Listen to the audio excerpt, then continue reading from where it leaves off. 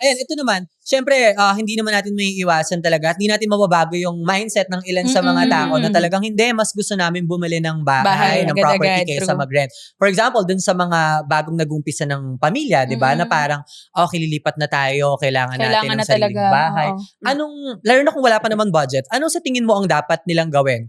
Mas okay ba na mag-ipon na lang or may mga ibang option tulad ng utang, di ba? Yeah. Ano bang pwedeng gawin? What can you advise? Well, actually, maraming iba-ibang klaseng financing. Pero maraming mga tao na takot din, natatakot sa interest, natatakot sa process, ayaw ng hassle. But if your goal talaga is to have a house, and it has been in the pipeline for many, many years, my question is, what's stopping you? Just go for it. If the only reason that's stopping you is yung interest or yung process, then just educate yourself on it. Because the thing is, okay, yung may interest nga yan. Pero magkano naman yung value ng property mo in 15 years? Bawi-bawi mo na yan. You know, and if you really want to have a house, it's not a problem. So if home ownership is really your goal, I suggest you check na magkano na ilang years ka na nag-contribute sa pag-ibig. Kamusta yung job mo? Is it stable? Because if it's stable, I also recommend to my clients to do bank financing. Bank financing, it's easier because there are so many different banks that you can speak to. Iba-ibang rates yan.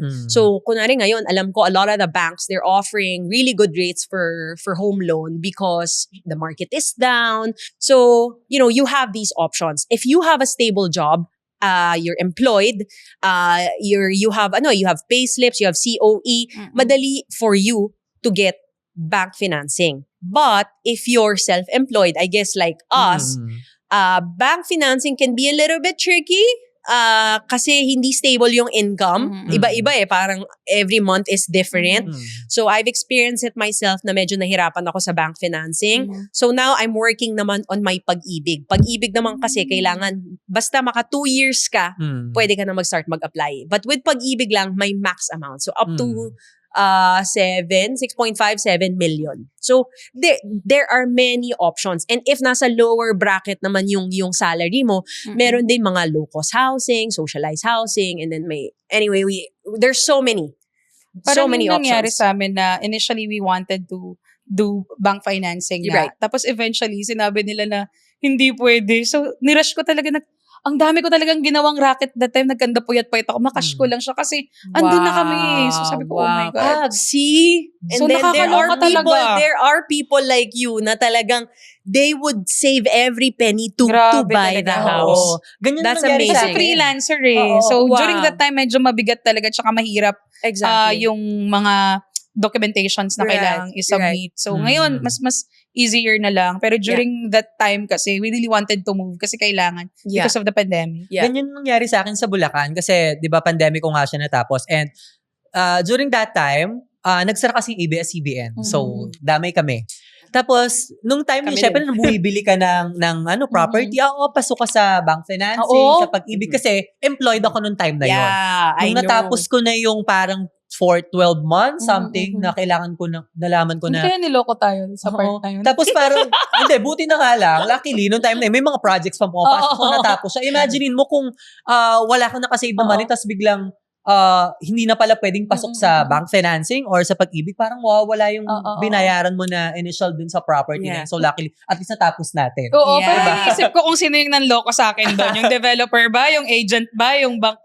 Loka talaga ako. Pero Pass is at least. Pass is pass. Move on. But true. I agree. Ayun. So, mas mahirap siya dun sa mga freelancers. And na-realize ko din yun because it's the same with me. I have my own business and kapag hindi regular income, and ito yung marami sa mga followers ko, they message me this na paano sila magkakabahay kasi wala silang pag-ibig, wala silang ganyan, yung mga ganyan. So, really, the option is you have to work on it. The contributions, 2 years lang naman eh. Gawin nyo na lang. Gawin nyo na lang. Para kung hindi man aabot, kasi sasabihin nila na, turuan nyo na lang kami mag-business para makapag-ipon na lang kami para maka-afford ng house. Well, what I will teach you is, first of all, do your contributions. Minimal lang naman yung pag-ibig, di ba? And then on top of that, also, work on your savings, on your finances. Mm. Para pagsabayin nyo na. Para if hindi man umabot yan, kasi hindi mo masasabi. Like, look at us, we have 2 kids each. Parang yung gastos, di ba, every year, parang Dumadagdag. madami. Oo. So, kahit yung akala mong savings mo now, baka magamit mo, magagalaw mo rin exactly. yun eventually. Di ba, mga Sobrang daming pwedeng mangyari. Ang daming pwedeng mangyari. So, I would suggest is to really plan it well by having multiple options. Meron bang timeline, Maiko, Oo. pagdating sa pagkuha ng mga properties, Yeah. ng bahay, ng condo, Yeah. for the first timer, or sabihin natin yung talagang matagal na, ano yung Yeah. pinaka-ideal na Yeah. practical timeline para kumuha ng isang property? Meron ba tayong Well, ganun? wala talagang timeline. It's all up to you. And iba-iba tayo ng, iba-iba tayo Diskarte ng din, diskarte, situation. phases in life. Minsan, akala ko, nung pandemic, akala ko like you, hindi na ako kikita. I was also, same like you, yung company namin was tied with ABS. Nung nag-close ABS, damay din kami. So I was like, okay, akala ko, wala na akong income. Then, biglang may isang huge chunk of commission na pumasok. I'm like, whoa. Buhay ulit. So, 'di ba, parang with no plan at all, I was able to buy something. But siguro ideally, give yourself yung sinasabi nga nila, 'di ba, meron ka dapat na 5-year plan and 10-year plan. This is just me saying na at least give yourself 5 years to sort it out. Nabitin ka ba?